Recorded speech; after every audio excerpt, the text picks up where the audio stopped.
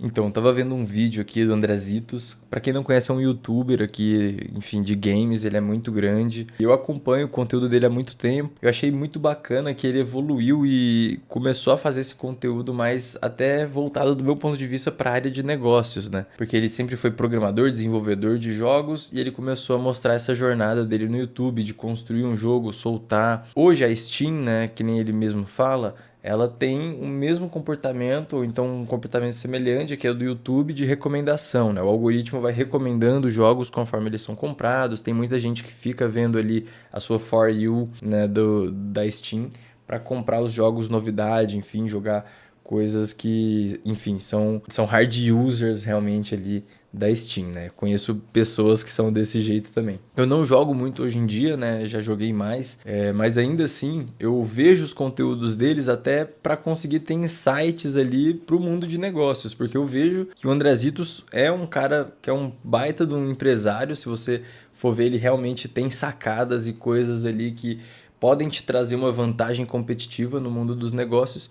E eu quero destacar algumas aqui específicas, né? Então, por exemplo, né? Ele mesmo coloca ali que o jogo ele já estava tendo bastante wishlist, já era um jogo que estava sendo requisitado ali na beta, né, que ele tinha soltado, tinha muita gente interessada e ele começou a ver que tinha muita gente do exterior também. E para você conseguir alcançar esse mercado, alcançar pessoas, enfim, fora do Brasil, né, você às vezes não tem sozinho o capacidade, o poder. Até que ele é youtuber, ele tem um público muito grande que ele conseguiria divulgar aqui nacionalmente, mas ele teve que se juntar a uma publisher, né? Então uniu forças ali com alguém para ele poder expandir também esse alcance do jogo dele. Quando ele mostra os gráficos, ele vendeu mais fora do Brasil do que aqui, né? E para ele poderia ter ficado muito confortável ali, falou: "Ah, não, vou vender só para os meus seguidores, vou ficar com toda a porcentagem aqui, não vou colocar publisher no meio não, senão fica muito grande, enfim". Mas ele preferiu tomar o risco, preferiu fazer um investimento que com certeza ali no começo do acordo deve ter tido alguma coisa que ele tenha que ter colocado em jogo também, e valeu com certeza a pena, né? Porque os números mostram que teve um baita de um resultado, né? No exterior foi muito bom, né? Então, eu acredito que isso é uma das coisas que já fez eu ficar, putz, caramba, o cara tem visão de negócio, né? Mas esse não é o único ponto. O segundo ponto também é que ele tem uma cultura de MVP, né? Esse jogo que deu certo, que ele vendeu pra caramba, não foi o único jogo que ele fez. Ele fez um monte de jogo, ele tem vários vídeos, ele grava muitos vídeos, inclusive mostrando jogos que ele começou e não deu continuidade, porque ele tem a cultura do MVP. A galera do SaaS, a galera das startups, eles têm também essa questão de, vamos fazer um MVP, enfim. E para o jogo, né, isso também replica, né? Antes de você ter um jogo pronto, polido, mesmo um beta, um alpha da vida que você vai colocar para outras pessoas testarem, você vai fazendo vários MVPzinhos ali até internos, testando coisas internamente, fazendo automações, fazendo processos, para que depois você torne também público. Depois que o problema tiver resolvido, você joga isso para produção. Ou então, no caso do jogo, quando você tiver pessoas interessadas jogando, você tiver muitas horas jogadas daquele jogo, aí você pode também pensar em soltar um jogo oficialmente ou não. Você deixa ele morrer ali naquela beta, naquele alpha também. Então isso é uma coisa que às vezes você que está querendo empreender, entrar no mundo do SaaS, no mundo do SaaS, você já vem com esse perfeccionismo de querer fazer já uma plataforma perfeita, de querer fazer tudo redondinho, né? Ter a solução já pronta e saber exatamente todas as features que você tem que agregar e saber exatamente como que você vai fazer a distribuição desse produto, mas não é assim, né? As coisas vão se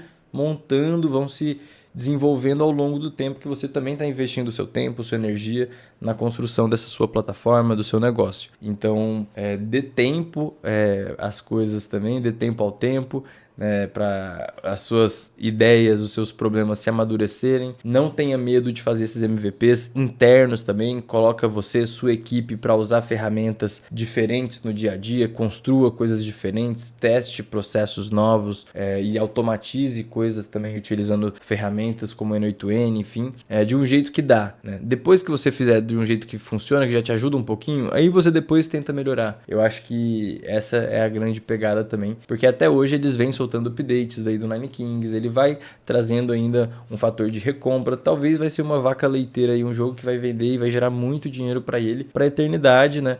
porque ele seguiu todos os processos. Antes dele chegar naquele Nine Kings, naquele jogo, ele teve que fazer muitos outros jogos que deram errado antes para ele ver na formulinha o que estava funcionando mais, né? O que tinha mais apelo no mercado também. E o terceiro ponto é inclusive esse. Eu acho que ele jogou o jogo, né? Você pode ser um artista, às vezes você é um desenvolvedor, deve ter muito desenvolvedor aí que, meu sonho é trabalhar com desenvolvimento de jogos. Eu tenho uma lembrança, uma memória afetiva de quando eu vi o Link andando pela primeira vez ali no Nintendo 64, que eu joguei o Super Mario, quando eu peguei o primeiro Pokémon na Pokébola, né? Mas quando a gente olha para o mundo real atual, não adianta você querer criar um jogo, criar uma solução baseado no que você gosta, na sua afetividade, no que você acha que vai ser legal de jogar, né? Você tem que seguir o fluxo do mercado. Claro que você pode se divertir no processo, pode gostar do jogo, mas você tem que se ater às regras dos algoritmos do mercado, tem que se ater às regras de onde a gente está inserido também. Então vamos supor, né? Você vai fazer um SaaS, você vai fazer um SaaS, né? Não é a solução que você sonha em ter. Então, no meu caso, né? Quando eu era um pequeno adolescente, né? Que eu estava sonhando a minha empresa, sonhando o que eu poderia fazer na Flyvet, enfim. E nesse mundo de startup, de tecnologia, eu sempre falava, putz, nossa, o que vai dar certo é a gente fazer uma tecnologia de hardware junto com software, fazer uma coleira eletrônica para os cachorros, por exemplo, para medir os sinais vitais dele, conectar todo mundo. Uma coisa muito elaborada, muito complexa, com esse sonho ali de ser o próximo Steve Jobs, né? Enfim, mas quando a gente traz para o mercado real, eu ia precisar de muito investimento para fazer isso. É uma coisa que é assim, impossível de eu implementar rápido, né? E eu preciso de muita grana. Então, como que eu posso fazer muita grana rápido no mercado atual, né? Qual que é a solicitação, o que o mercado de hoje pede? E como que eu posso me aproximar ao máximo possível desse meu trabalho com animais, com pets, que eu sempre, enfim, quis trabalhar nesse segmento, né, com animais de estimação, que era algo que eu sempre tive uma simpatia. Daí eu percebi que no mercado tinha um monte de veterinário antigo que não sabia as regras atuais da digitalização, não sabia fazer um site, fazer o mínimo de marketing digital para atrair aquele tutor. Eu aprendi a fazer isso e eu fui vender isso para veterinários. E eu me tornei a referência nisso para veterinários. E atualmente, né, eu desenvolvo outras soluções e faço dinheiro para veterinários. Essa outra ideia, talvez um dia ela faça sentido, mas hoje em dia não faz sentido eu investir porque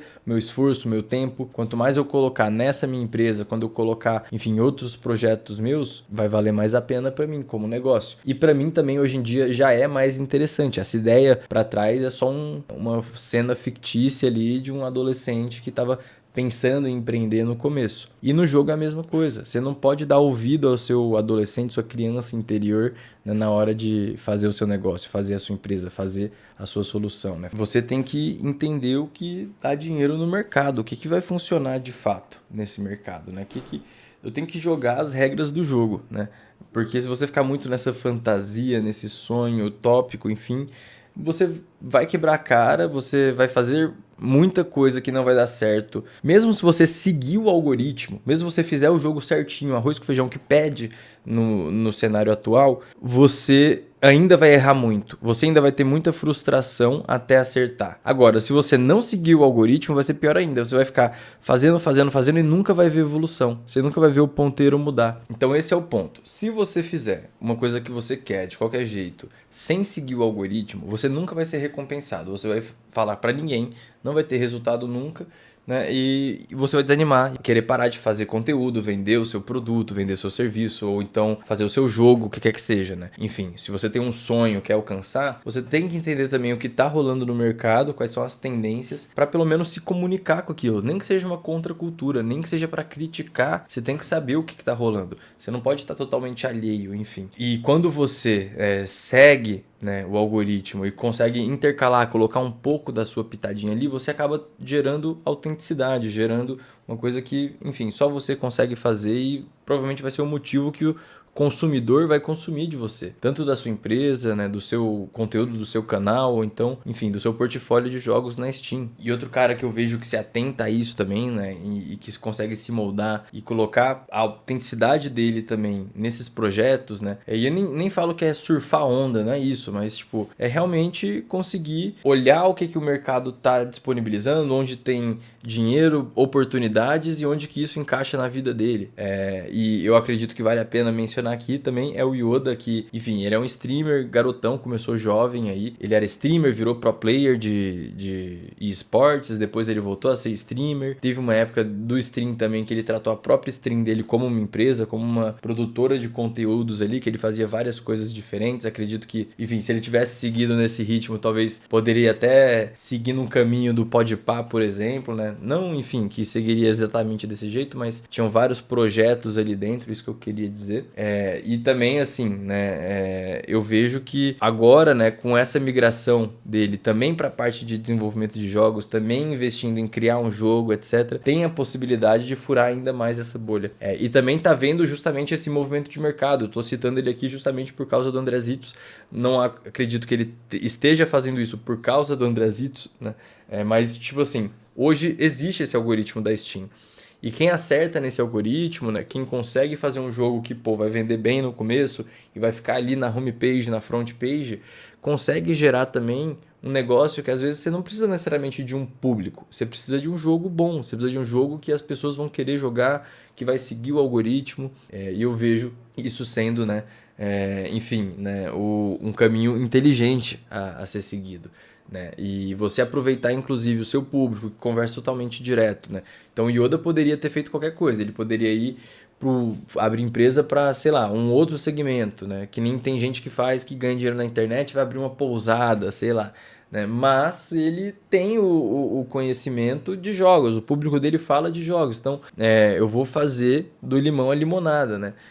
E usar o que está perto de você também como artifício. E eu vejo que, enfim, é um caminho muito inteligente a ser seguido, né? E eu quero fazer uma visualização aqui também do vídeo do Andrezitos, para a gente ver os números, né? A gente tem uma ideia mais ou menos do tamanho do negócio dele, o tamanho das vendas, né? E dar uma especulada ali nos números também. Bora ler para a tela. Isso é engraçado, que esse gráfico que dá um pico e depois desce é muito diferente de tudo que a gente vê, né? Talvez seja parecido com lançamento, é que eu nunca fiz lançamento. Mas, por exemplo, quando eu lanço um produto online, até o meu próprio aplicativo, serviço, SaaS, a gente tem uma curva crescente, né? A gente começa vendendo pouquinho e vai melhorando os processos, fazendo, enfim, né, as coisas que precisam para ir vendendo mais depois. Aqui não, ele começa vendendo demais, né, por causa das wishlists, eu acredito, e depois essa venda vai amornando, né, e você pode ter algumas estratégias para dar um bump aqui. Esses alemães também são o pessoal da publisher, né, que eu acho que são streamers que a publisher contratou para divulgar o jogo dele. Legal, com certeza teve uma estratégia de lançamento aí mesmo, né,